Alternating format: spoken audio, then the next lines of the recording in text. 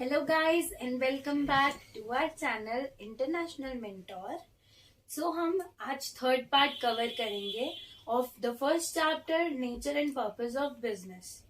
पहली वीडियोस में हमने देखा था, हमने इकोनॉमिक एक्टिविटीज के बारे में समझा था, बिजनेस के बारे में समझा था। अब हम बिजनेस को थोड़ा और डिटेल में समझेंगे। जैसे हमने देखा था कि business is acquiring all the resources, मतलब हम लोग सबसे पहले सारे रिसोर्सेज, रॉ मटेरियल्स, उनको हम कलेक्ट करते हैं, फिर हम उसे फिनिश गुड्स में कन्वर्ट करते हैं ताकि हम कस्टमर की नीड्स को सेटिस्फाई कर सके, मार्केट की डिमांड्स को, सप्लाई को मैनेज कर सके।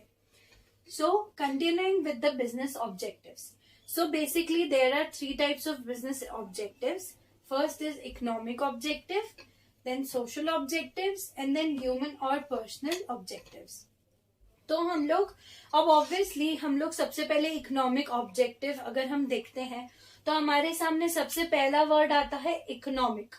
इकोनॉमिक मतलब कि रिलेटेड टू मनी वर्थ, जो पैसों से रिलेटेड हो।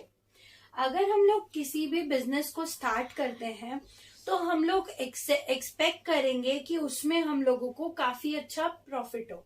अगर हम लोगों को उस बिजनेस में लॉस हो रहा होगा तो फिर हम उस बिजनेस को कंटिन्यू करना जरूरी नहीं समझेंगे। इसीलिए अगर एक बिजनेसमैन रिस्क उठा रहा है, पैसे लगा रहा है, तो वो एक्सपेक्ट करेगा कि हमें प्रॉफिट तो जरूर हो ही बिजनेस में।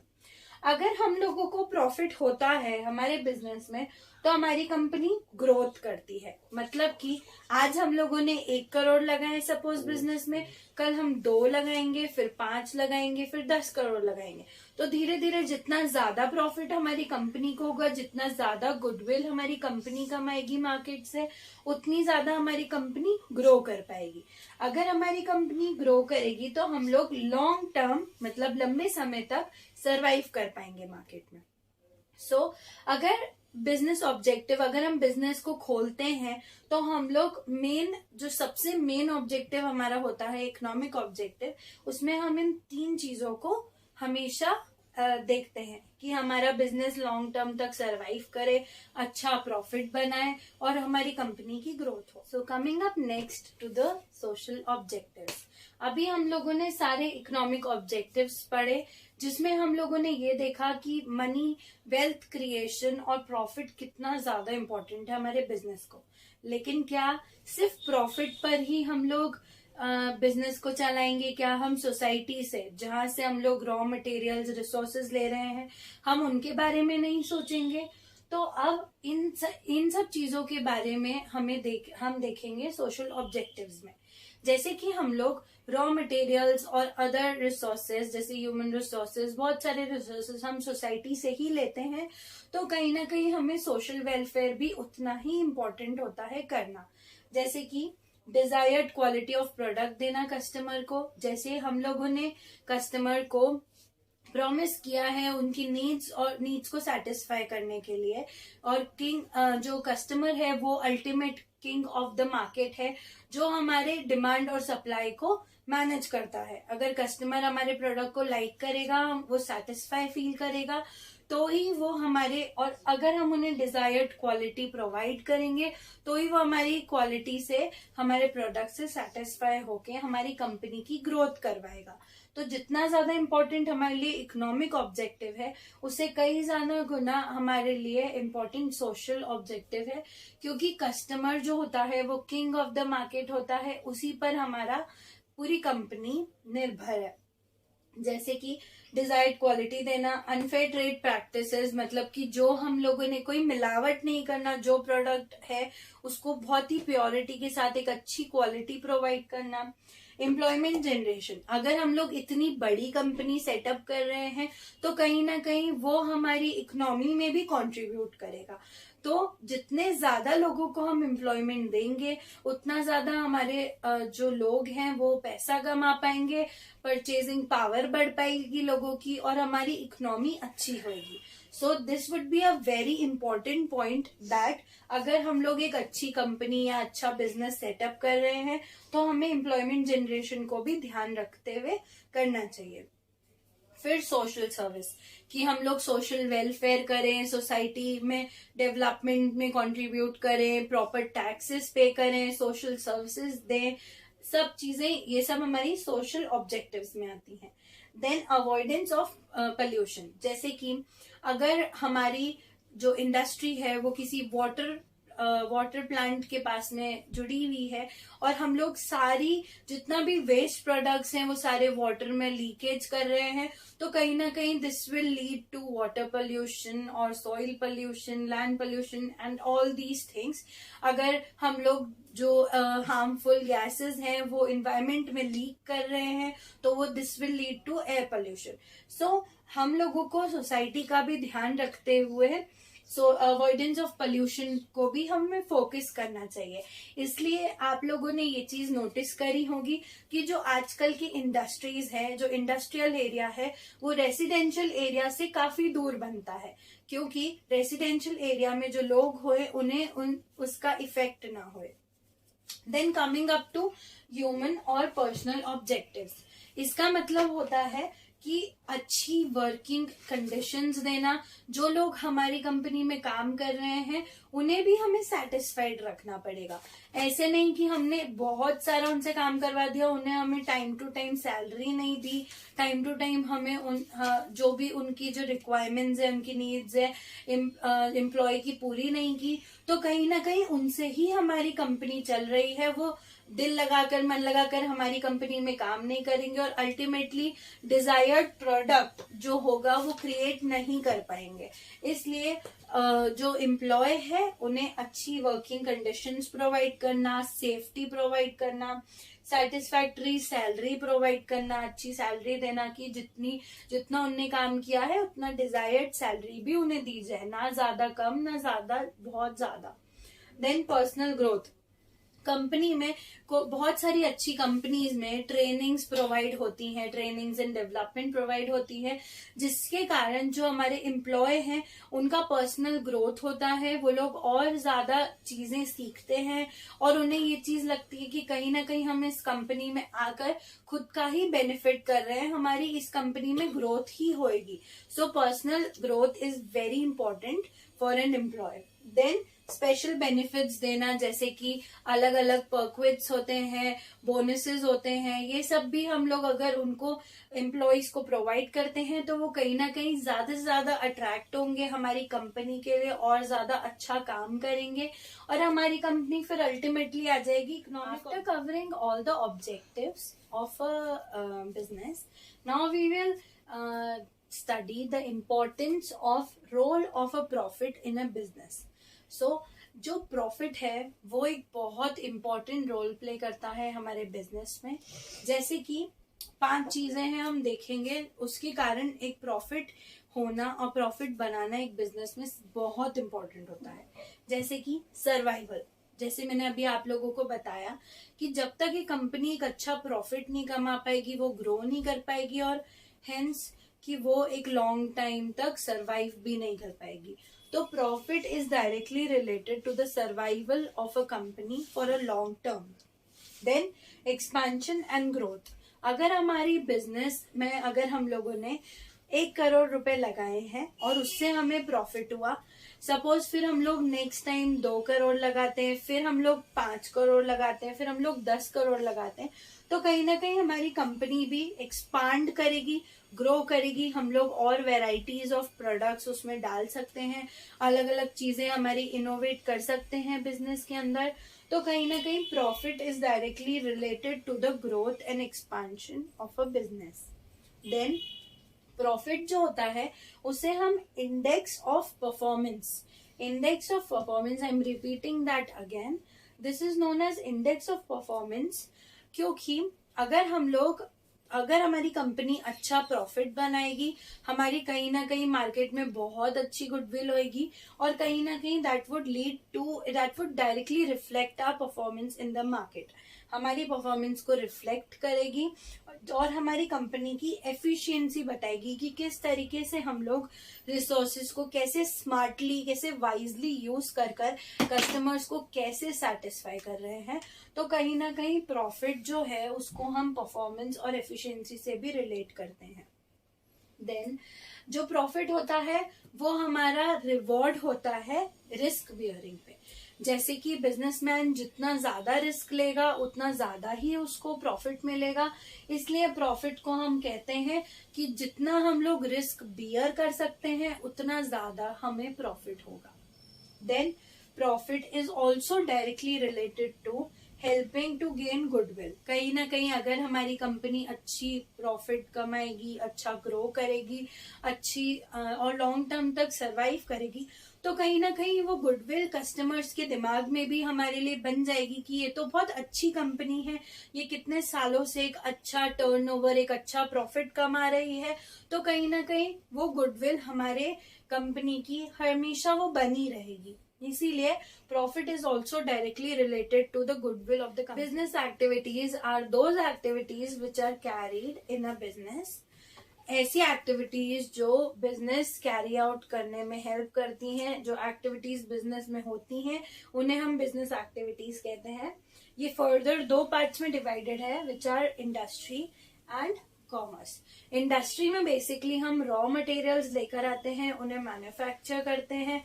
रॉ मटेरियल्स हमें मिलते हैं प्राइमरी सेक्टर से, मैन्युफैक्चरिंग होती है सेकेंडरी सेक्टर से, और फिर हम उसे सेलिंग करते हैं या अल्टीमेट कंज्यूमर तक पहुंचाने में पहुंचाते हैं, वो होता है टर्शरी सेक्टर में। सो बेसिकली और कॉमर्स में हमारा होता है trade between the resellers, wholesalers, retailers and different countries even. Okay, so industries are mainly divided into primary, secondary and tertiary. Primary में क्या होगा कि हम लोग सबसे पहले इसमें एग्रीकल्चर बेस्ड एक्टिविटीज होती है या एक्सट्रैक्शन बेस्ड होती है। सबसे पहला होता है एक्सट्रैक्टिव इंडस्ट्री। एक्सट्रैक्टिव में क्या होता है कि हम लोग आयरन और या हम लोग गोल्ड, सिल्वर, ये सब चीजें हम मिनरल्स एक्सट्रैक्ट करते हैं और फिर हम लोग उसे डायरेक्टली पहुंचाते हैं सेकेंडरी सेक्टर के पास, जो आगे फर्दर उन्हें मैन्युफैक्चर करके टर्शरी सेक्टर में बेचते हैं उनकी चीजें बनाकर। सपोज हम लोग उन्हें प्राइमरी सेक्टर में आयरन ओर को एक्सट्रैक्ट किया या स्टील को एक्सट्रैक्ट किया, सेकेंडरी में हम लोगों ने उसको इंडस्ट्री में भेजकर कन्वर्ट करवाए डिफरेंट पाइप्स या डिफरेंट उससे, फिर टर्शरी में हमारा बिल्डिंग में वो काम आए हैं सब चीजें। So basically these three are interrelated. Then next आता है जेनेटिक में क्या होता है कि हम लोग इसमें ब्रीडिंग करते हैं डिफरेंट टाइप्स ऑफ एनिमल्स और डिफरेंट टाइप्स ऑफ प्लांट्स की। जैसे कि अगर कोई प्लांट जिसमें कोई कमी है बट दूसरे प्लांट वो चीज फुलफिल कर रहा है, तो साइंटिस्ट उन दोनों को हाइब्रिड कर फिर उससे एक न्यू स्पीशीज बनाते हैं जो फर्दर उसको कैरी करता है और काफी अच्छे रिजल्ट्स देता है। देन सेकेंडरी सेक्टर में बेसिकली होता है मैन्युफैक्चरिंग एंड कंस्ट्रक्टिव। मैन्युफैक्चरिंग में हम लोग रॉ मटेरियल्स लेकर आते हैं फ्रॉम द प्राइमरी सेक्टर, फिर हम उसे कन्वर्ट करते हैं फिनिश गुड्स में और हम फिर उसको देते हैं टर्शरी सेक्टर को फर्दर कस्टमर को कम्युनिकेट करने के लिए और उसे सेल आउट करने के लिए। कंस्ट्रक्टिव सेक्टर्स में क्या होता है, construction of dams, buildings and ये सब चीजें हमारी कंस्ट्रक्टिव में आ जाती है। Then tertiary sector 5 different sectors में डिवाइडेड है। फॉर एग्जाम्पल ट्रांसपोर्ट हमारा सबसे बेसिकली जो टर्शरी सेक्टर होता है वो सारे हिंड्रेंसेस को, मतलब जितने भी बीच में प्रॉब्लम्स आती हैं, जितने भी हम लोगों को ट्रेड करने में जो बीच में चीजें आती हैं, उनके हिंड्रेंसेस को ब्रेक करता है। जैसे कि ट्रांसपोर्टेशन वो हिंड्रेंस ऑफ टाइम को फुलफिल करता है, बैंकिंग वो hindrance of exchange of money. For example जैसे हम लोग पहले क्या होता था कि हम लोगों को चेक लेकर और हम लोगों को बैंक में लंबी लाइनों में लगना पड़ता था और फिर हमें हमारे पैसे मिलते थे। लेकिन अब debit card, credit card, ATM की फैसिलिटीज होकर हम लोग 24/7 हम लोग बैंक में एक्सेस कर सकते हैं। हम लोग किसी भी टाइम, किसी भी समय बैंक से हम लोग पैसा ट्रांसफर कर सकते हैं कहीं और। जैसे आजकल पेटीएम, गूगल पे, इन सब की सेवा हमें प्राप्त हुई है। Then next communication. कम्युनिकेशन में ये हिंड्रेंस ऑफ कम्युनिकेशन, बेसिकली जो इंफॉर्मेशन जो हम लोग रिलीज करते हैं कि हाँ अब हमारा नया प्रोडक्ट रिलीज हो रहा है, उसको ब्रेक करता है। देन इंश्योरेंस, ये हिंड्रेंस ऑफ रिस्क को सॉल्व करता है। जैसे कि अगर हमने कोई कार खरीदी है, वो अगर किसी एक्सीडेंटल या फिर किसी प्रॉब्लम में उससे कुछ हार्म हो जाता है, तो हम लोगों को इंश्योरेंस में उसके पैसे रिटर्न हो जाते हैं कुछ परसेंटेज तक, तो हम लोगों के लिए कहीं ना कहीं वो चीज बेनिफिशियल होती है।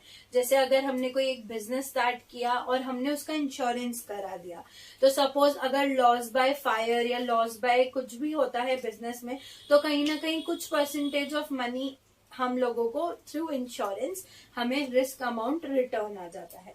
Then advertisement, advertisement is hindrance of knowledge. Advertisement अगर हम किसी भी प्रोडक्ट की करते हैं, तो उस प्रोडक्ट की नॉलेज या उस प्रोडक्ट को कैसे यूज करना है, वो कब आया है मार्केट में, क्या क्या उसमें अपग्रेडेशन है, उसका क्या प्राइस है, कुछ ऑफर्स है, ये सब चीजें हम एडवर्टीजमेंट के थ्रू कस्टमर्स को कम्युनिकेट कर सकते हैं।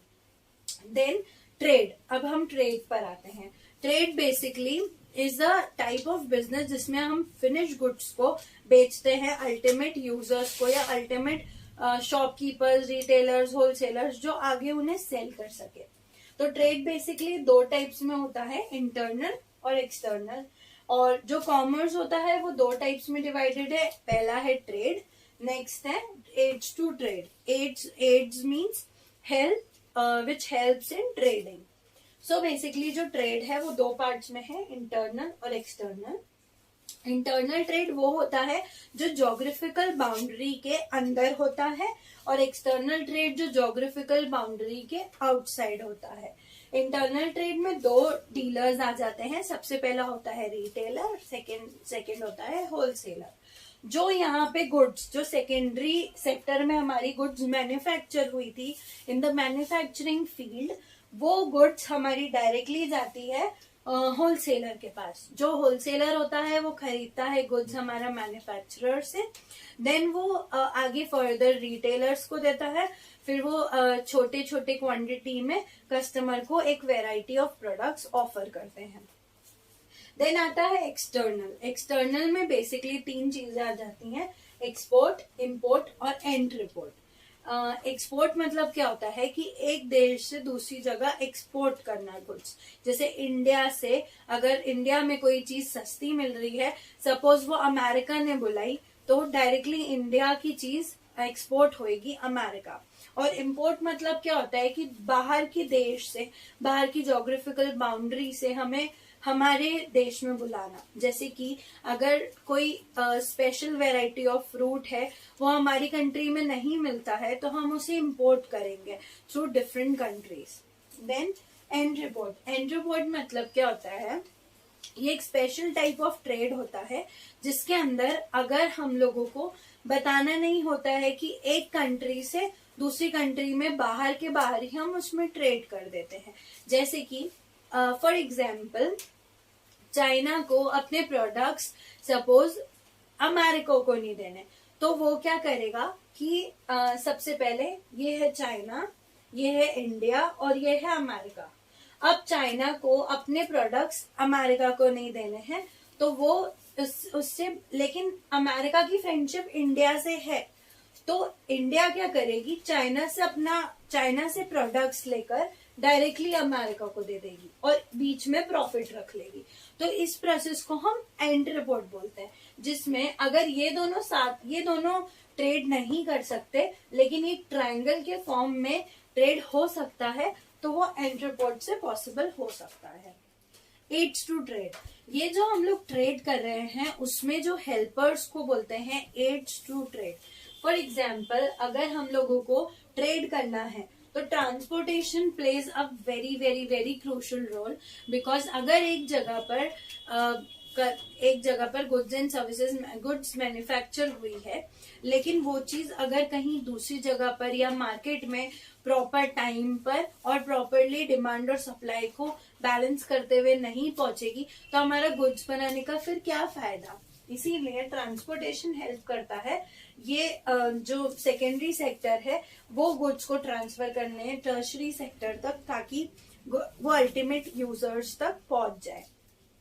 देन आता है कम्युनिकेशन। ये कम्युनिकेशन बताता है, कम्युनिकेट करता है about the product, how to use the product, what are the offers on the product, and product के बारे में सारी इंफॉर्मेशन जो कस्टमर को देना बहुत नेसेसरी है, वो चीज कम्युनिकेशन हेल्प करती है, जो कि हिंड्रेंस टू कम्युनिकेट ब्रेक करती है। देन बैंकिंग एंड फाइनेंस, ये हमारी हेल्प करती है एक्सचेंज ऑफ मनी, जैसे कि और इवन ये करेंसी एक्सचेंज में भी बहुत हेल्पफुल होती है। जैसे कि अगर हमें इंडिया में रुपीस चलता है और अमेरिका में चलते हैं डॉलर्स, तो अगर हम लोगों को रुपीस से डॉलर्स में कन्वर्ट करना है तो इवन बैंकिंग वो चीज में भी हेल्प करती है हमारी, exchange of money, exchange of currencies.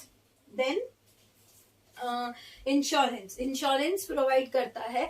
जैसे अब अगर हम लोगों को बाय शिप हमारा बहुत सारा माल जा रहा है सी के जरिए, सपोज इंडिया से जा रहा है वो चाइना, और बीच में वो रास्ता सी से जाएगा, तो बाय चांस अगर लॉस बाय फायर या लॉस बाय थ्रेफ्ट या लॉस बाय एनीथिंग होता है, तो इंश्योरेंस हमारा वो पैसा रिकवर करने में हेल्प करता है, which means that it breaks the hindrance of the risk involve. जब हम लोग ट्रेड करते हैं तो जो हमें रिस्क हो सकता है या होगा, उसे हमें सेफ्टी प्रोवाइड करने के लिए insurance is really very helpful. Then advertisement help करता है अल्टीमेट कंज्यूमर तक इंफॉर्मेशन पहुंचाने के लिए कि कब कौन सा प्रोडक्ट निकल कर आ रहा है, इंट्रोड्यूस हो रहा है, और बाकी सब इंफॉर्मेशन जो प्रोडक्ट के regarding. Now we would be covering the topic of business risk. अगर हम लोग बिजनेस स्टार्ट कर रहे हैं तो ये चीज तो हमें ध्यान में रखकर चलना ही पड़ता है कि at some point of time हम लोगों को कुछ ना कुछ रिस्क बियर करनी पड़ेगी, जो कि बहुत ही अनएक्सपेक्टेड होती है। हम लोगों ने कभी भी एक्सपेक्ट नहीं किया होता है कि हमें वो रिस्क आएगी। उसके लिए बहुत सारी रिकवरिंग ऑप्शंस भी होते हैं, इंश्योरेंस एंड वो जो हम लोगों ने पढ़े थे। लेकिन बिजनेस रिस्क जो होती है, अगर मार्केट में हर फेज से एक बिजनेस को जाना पड़ता है, बूम पीरियड भी आता है जिसमें काफी अच्छी सेल होती है, फिर रिसेशन, डिप्रेशन, फिर रिकवरी, तो ये सब फेजेस डिफरेंट होते हैं बिजनेस में, जो हम लोगों को फेस करने पड़ते हैं, और कहीं ना कहीं at some point of time एक रिस्क भी आती है हमें। तो बिजनेस रिस्क को हम लोग कैसे डिस्क्राइब कर सकते हैं? Business risk is the probability of losses.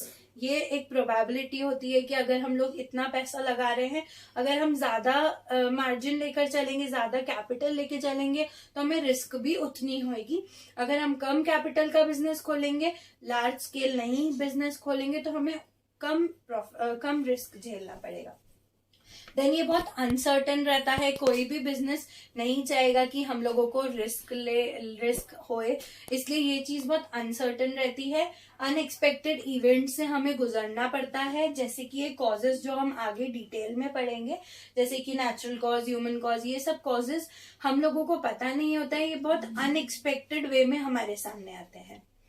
Beyond control, और ये जो 4 टर्म्स है, ये बहुत एसेंशियल है इस चीज में, कि जो बिजनेस रिस्क होती है वो प्रोबेबिलिटी ऑफ लॉसेस होती है, अनसर्टन होती है, अनएक्सपेक्टेड होती है, और चौथा बियॉन्ड कंट्रोल। हम लोग इसको कंट्रोल नहीं कर सकते हैं, और कंट्रोल कर भी सकते हैं तो बाद में हम लोग इंश्योरेंस या सेफ्टी अगर हमने ली भी होती है उस बिजनेस के रिगार्डिंग, तो हम लोग उस चीज से उसको रिकवर कर सकते हैं, बट हम उसे कंट्रोल नहीं कर सकते हैं। कुछ वे में हम लोग उसे फिर भी रोक सकते हैं। अब नेचर क्या होता है बिजनेस रिस्क का? नेचर ये रहता है कि arises due to the uncertainty, मतलब कि ये चीज बिजनेस रिस्क जो होती है वो बहुत अनसर्टन होती है, और ये बिजनेस में कभी भी किसी भी पॉइंट पर आ सकती है।